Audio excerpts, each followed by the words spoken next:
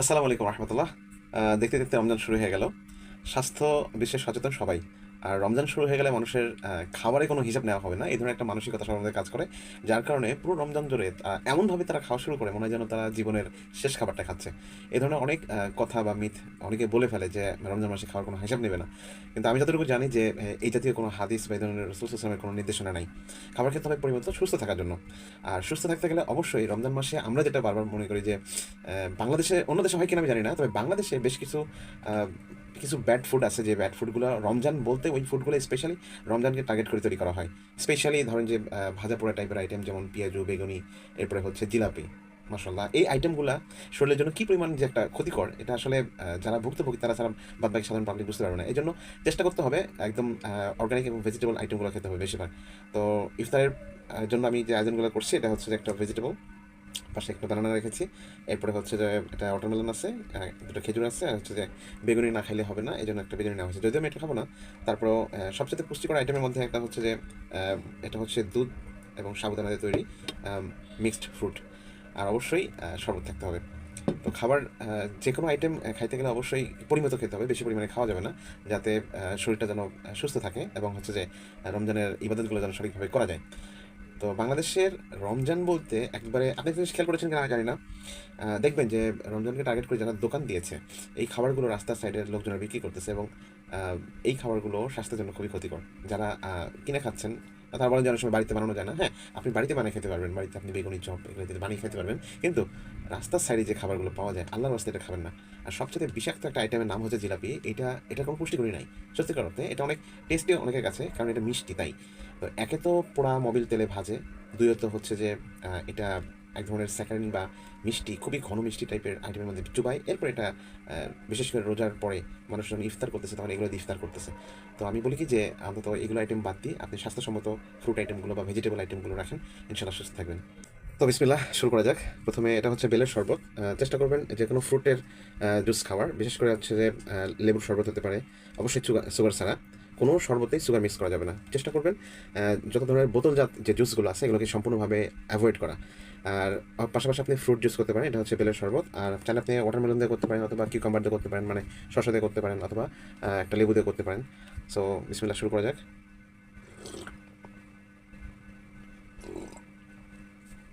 আলহামদুলিল্লাহ, একদম sugar free খেতে হবে। আমি চেষ্টা করতেছি বিগত প্রায় অনেক দিন থেকেই রাইসটা অ্যাভয়েড করছি, এবং যাবতীয় মিষ্টি জাতীয় আইটেম, বিশেষ করে সাদা চাল, সাদা ভাত, সাদা রুটি, বিশেষ করে সাদা আটা, এরপরে হচ্ছে যে সাদা চিনি, এবং হচ্ছে যে তেল। তো খুবই চেষ্টা করা হচ্ছে, তেলের পরিমাণ খুবই অল্প, অনেক সময় ঘি ইউজ করা যেতে পারে। তো আমি চেষ্টা করছি, ইনশাল্লাহ আপনারাও চেষ্টা করেন। এরপরে ফ্রুটের মধ্যে আপনি হয়তো প্রথমে বিসমিল্লাহ করাতে শুরু করতে চাই।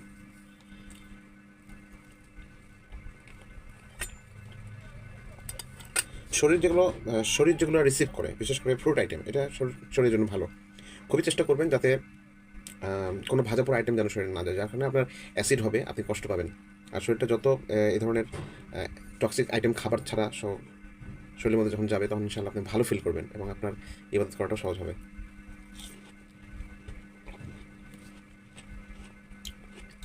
খেজুর, রোজা থাকা অবস্থায় আপনি যদি কোনো কিছু নাও পান, আপনি শরবত পাচ্ছেন না, খালি পানি দিয়ে ইফতার করেন, খেজুর একটা খান, ইনশাল্লাহ এটা প্রায় সবগুলো পুষ্টিগুণ সম্বলিত। খেজুর বরকতি একটা ফল, তারপর এটা অনেক পুষ্টি সম্বলিত। তো বিসমিল্লাহ।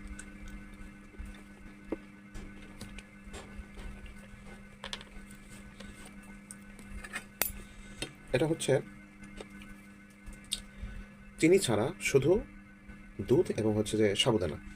আপনারা জানেন সাবুদানা এক ধরনের রুট, এবং রুটের থেকে আপনার হচ্ছে যে সাবুটা তৈরি হয়।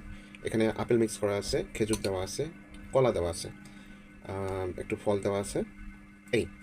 এছাড়া কিছু না। আপনি সুগার বলতে আপনার শুধু খেজুরের মিষ্টিটাই পাবেন। বিসমিল্লাহ। অনেক সুন্দর হয়েছে।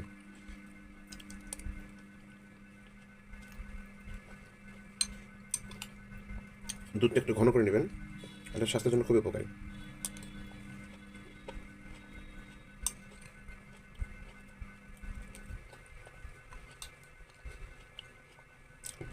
এরপরে এখানে ছোলা বুটের আইটেমটা রাখা আছে। ছোলা বুটের সাথে আমি একটু কাঁচা বুট রেখেছি, শসা, টমেটো এবং হচ্ছে সেদ্ধ বুট। যেহেতু রমজানে ইফতার বলতে বুট থাকেই, ও কিছু গাজরও আছে। সো এইভাবে একটু করে নেবেন, কোনো ভাজা পোড়া আইটেম রাখা হয়নি। আলহামদুলিল্লাহ বিগত 3টা বছর কোনো ভাজা পোড়া আইটেম আমি খাচ্ছি না, ইনশাল্লাহ সুস্থ আছি, আলহামদুলিল্লাহ খুবই ভালো আছে। বিশেষ করে রাস্তার ধারে সিঙ্গারা, সামোচা, জিলাপি, পেঁয়াজু, চানাচুর এ জাতীয় কোনো আইটেম আলহামদুলিল্লাহ আমি খাচ্ছি না। চেষ্টা করতেছি এগুলো বাদ দেওয়ার, এবং আমার পরিবারকেও এগুলো নিষেধ করা আছে। কোনো রকমের রাস্তার সাইডে কোনো খাবার খাবেন না।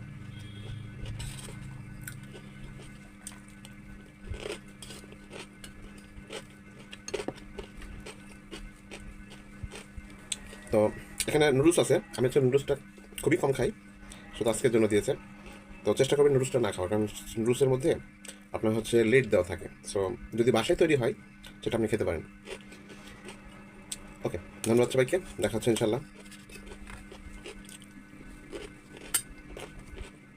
এই যে বেগুনিটা রান্না করা হয়েছে বাসায়, এটার মধ্যে তেল আছে। হুম, এটা তেল আছে, এটা আসলে এভাবে খাওয়া যাবে না। এটাকে আপনি টিস্যু দিয়ে প্রেস করে তেলটা ফেলে দিয়ে এভাবে খেতে পারবেন। তো সুস্থ থাকুন সবাই, ভালো থাকবেন, ইনশাল্লাহ দেখা হচ্ছে পরবর্তী কোনো টপিক নিয়ে। সবাই ভালো থাকবেন, আল্লাহ হাফেজ, আসসালামু আলাইকুম রহমতুল্লাহ।